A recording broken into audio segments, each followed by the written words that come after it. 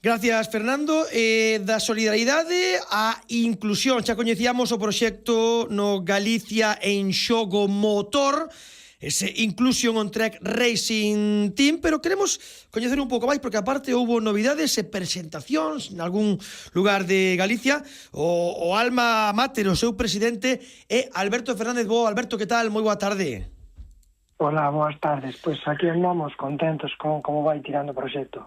É un proxecto que xa avanzábamos que queríades dar cabida a esa xente que ten algún tipo de capacidade diferente ou discapacidade en algún caso e que puidese e querese montar en moto, xuntar esas dúas condicións dentro dun equipo, non? Sí, esa é a nosa idea principal.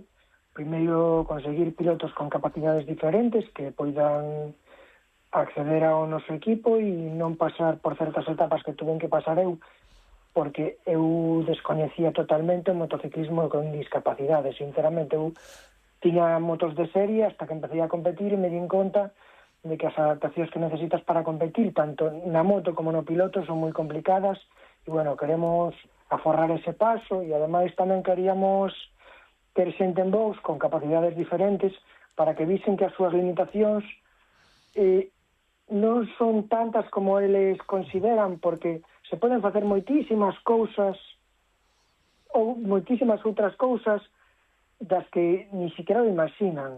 E sentirse integrado, sentirse que forma cada un parte dun equipo facendo o que cada un saiba e poida facer, entendemos, nun equipo que tería na súa mente poder competir en categorías especiais, pero tamén creo que incluso no Campeonato Galego, pode ser?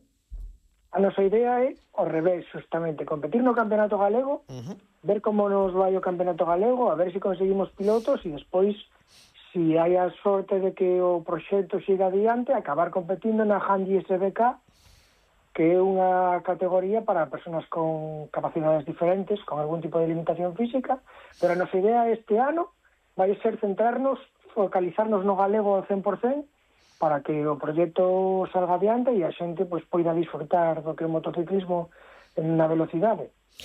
Hai xente que xa contactou con vos para polo menos informarse de como vou poder formar parte do equipo?